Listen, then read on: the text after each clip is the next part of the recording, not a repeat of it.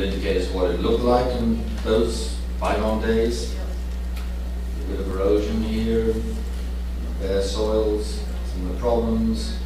Spot the tree, a bit more erosion. Now, what I want to demonstrate here is retrofit a bit of a resilience background to it. If we go prior to, say, 1940s, we had an intact, basically sustainable use woodland system. Miombo, for those who are interested, Miombo and acacia. Between 1940 and 1985, a whole series of things happened. Tsetse fly eradication, destroy all the trees. Clearance of trees for cash cropping, cotton, rice, tobacco. Changes in the way governance happened. Traditional institutions were no longer thought appropriate. And as a result, you had the ingredients for a system failure. And it could easily have failed if you'd looked at those previous photographs. So round about then, we nearly got to a tipping point. And if nothing had happened, it more than likely would have failed. Thankfully, something did happen. So that gives you the historical changes there in sort of now looking at it from a resilience context. We have the historical situation talked about. We have some of the changes starting to happen, the clearing of woodland for various purposes. Rapid increase of livestock, increase in population, emphasis on cash crops and away from non-tree cropping, increased use of natural products, and traditional governance structures being sort of undermined. As a result of that, the services that nature provided, the forest provided, were no longer there. There was no forage for the oxen at the end of the dry season, so they weren't able to cultivate. So there's a whole range of things that were starting to really impact on the system and contribute to a potential regime shift. Thankfully, it didn't happen. Let's fast forward, 1985, 2004. I'm not going to go into how it was all done, but over 300,000, by 2004, over 3,000 hectares of woodland was restored, not by government, but by 2.5 million people.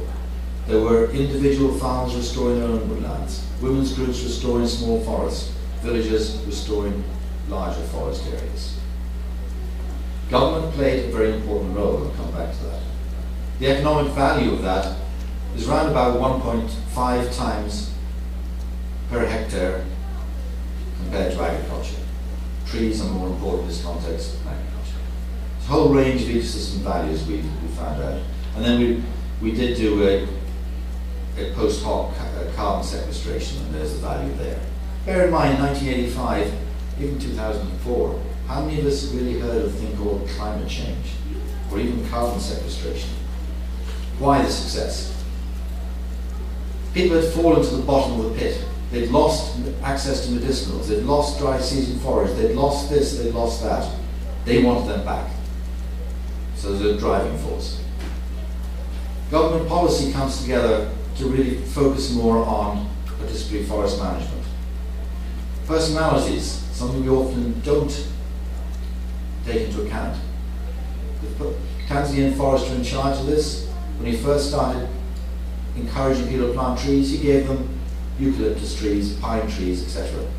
6 months, a year later, he went around and asked the villagers, why haven't you planted my trees? And the villagers' response was, we want to plant our trees, not your trees. And that was the days very early in the whole participatory rural approaches to development. So that was quite a big risk for him. Lastly, not least, government of Tanzania and Norway took a 20-year time horizon of funding. So one was allowed to set in place things that might not give fruit for a long period. How it happened?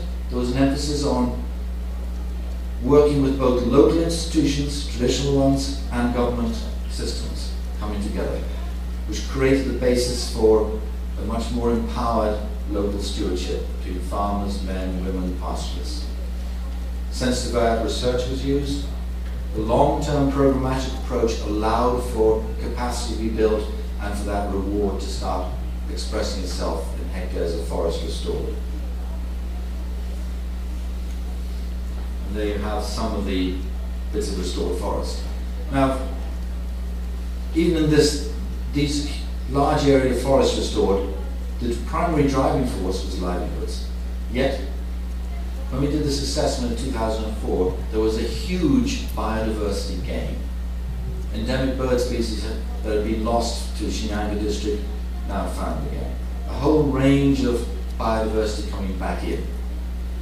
One of the people who did the analysis said, well, we better start making these government-controlled game reserve areas. And I said, if you do that, you will kill this whole initiative straight away. Now, we did do a little bit of analysis after 2004, I'm not sure, about 5 years ago. Very small bit of analysis using a toolkit called the Poverty Toolkit. And we started to find that, lo and behold, you still need effort. What had happened, worthless land now had value, valuable forest. So in come the sharks, in come the rich and powerful in this case, and start trying to undermine and buy land off farmers and create a new problem. So this sort of begs the issue, we can't stop in terms of looking at issues and problems. One, you solve one problem, it might create something else. If you don't improve the governance and respect local people's institutional rights, you sow the seeds of the problem. There has to be an ability to negotiate and renegotiate. And in some ways, sort of success can't just take care of itself. There's got to be a need for some continued vigilance. And here there's an important role of government, there's an important role of civil society to help be that counterbalance. Don't worry too much of the detail up there because it's more of a crib sheet for me. It's a continuous process, and one of the things that was allowed for in that program over 20 years was a process of learning, implementing, revising, learning, implementing, revising, which many projects never get a chance to do. Normal donor-funded projects, 3-4 years if you're lucky. We're allowed to do this in 20 years. So you can make some mistakes. Yes, mistakes were made. And what's happened now would suggest that 300,000 hectares of 2004 is at least 500,000 hectares in this region alone. We know the principle is now being moved to other regions in Tanzania and being used. So it's something that is now growing organically. Doesn't need a project, if you will. Doesn't need NGOs, government donor-funded projects. It's happening. If I as a farmer have not done any restoration, I go along to Louise there who's done some restoration and say, how did you do it? Why did you do it? And it goes from farmer to farmer. Again, some little examples to show you what it is like. And there's lots of nice sayings here. Now, the bottom, this photograph here,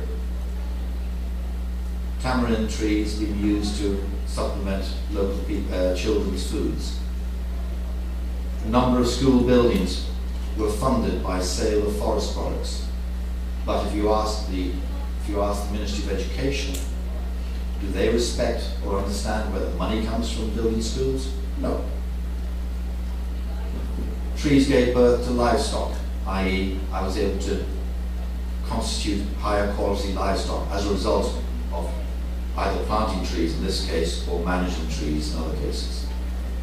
Trees in the restored areas allowed us to harvest grassland in the dry season. Trees allowed us to sell timber products, equally allowed us to sell non-timber forest products like the various medicines and so forth.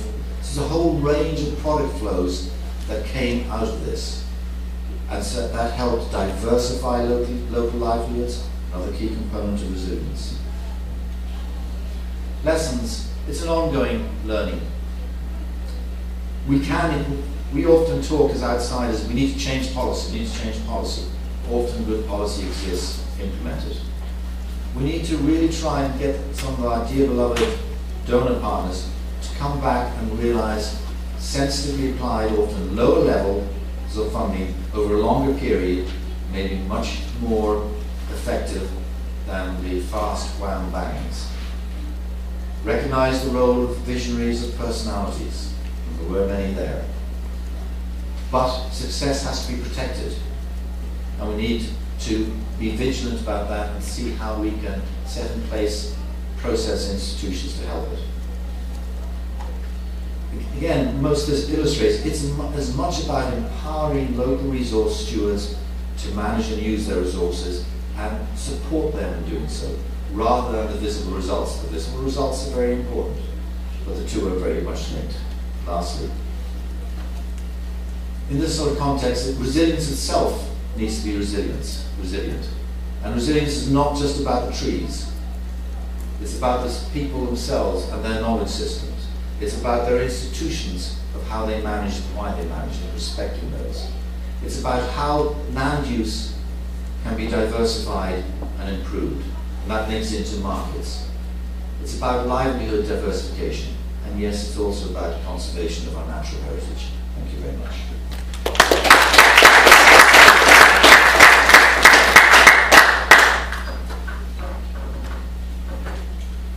Moving on, I'd like to introduce Louise, who will be speaking on farming practices to cope with climatic risks.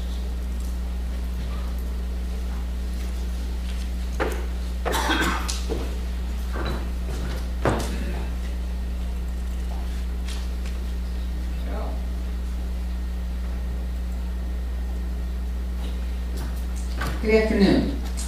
I'm Louise Buck. I'm with Eco Agriculture Partners and also based at Cornell University.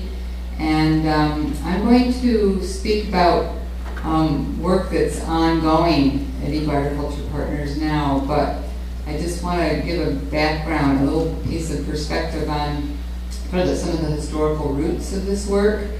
And Ed's presentation on Shinyango takes me back to days when I was working in Western Kenya in throughout most of the 1980s, trying to get agroforestry initiated there. And it was, one of the things I took out of Ed's presentation is the importance of getting a donor who's willing to look at a long-term perspective. It looks like maybe NORAD played that role. I was reading between the lines in his presentation. And we had a similarly inclined donor back in the 80s that we were just kind of exploring what agroforestry meant if you applied it, if you rooted it in local people's knowledge and experience. And so we had a lot of early success with getting very diverse agroforestry systems initiated mainly through women's groups. And the donor, who happened to be IDRC at the time, extended what was initially a 3-year project into a 6-year project and ultimately a 9-year project. And then, similar to what it sounds like happened in Shinyanga, sort of a natural, organic, locally based process of continuing to expand took root. IDRC monitored, but from afar, and the implementing agencies were CARE at the time, backed up with research from the World Agroforestry Center, which was a young organization then. So then they took a 10-year break and just looked from afar but didn't invest any more money, and so 20 years later, IDRC commissioned an evaluation of what had happened. And they decided that we met our long-term goal, which was to sort of integrate in what we call the socio-political fabric culture of agroforestry practice that had social as well as ecological dimensions to it. And so it's really with the confidence, the knowledge that that kind of spontaneous generation and management of a good idea can happen. That we got the idea, and that we now talk about through Eco-Agriculture Partners, of scaling up some of these farm level practices that make good sense, that have sort of a basis of ecosystem as well as livelihood resilience. And so we now talk about some of those kinds of practices that were visible in Shinyanga and that were visible in Western Kenya, several districts worth of Western Kenya. We now, the current jargon for some of those kinds of practices is climate smart agriculture. And so just to sort of summarize, there's lots of debate, lots of discussion, lots of papers on what exactly it means, but from my perspective, sort of the essence of it is, you know, crop and livestock management practices that improve resilience to drought, flood, pest, and disease through actions that store plant and soil carbon, maintain ground cover, and so on. And diversification, of course, is a key component of these. So it's really nothing new to find these climate smart agriculture approaches at a farm level, happening at a farm level across Africa and across, you know, rural landscapes everywhere around the world. But the main question that's being posed nowadays is, okay, how can we scale these up? Shinyanga is a good example. Our Western Kenya Agroforestry Extension Project was a good example. But those do seem to be the exception for some reason. And I want to try to explore that for right now, but you don't see a lot of Shinyanga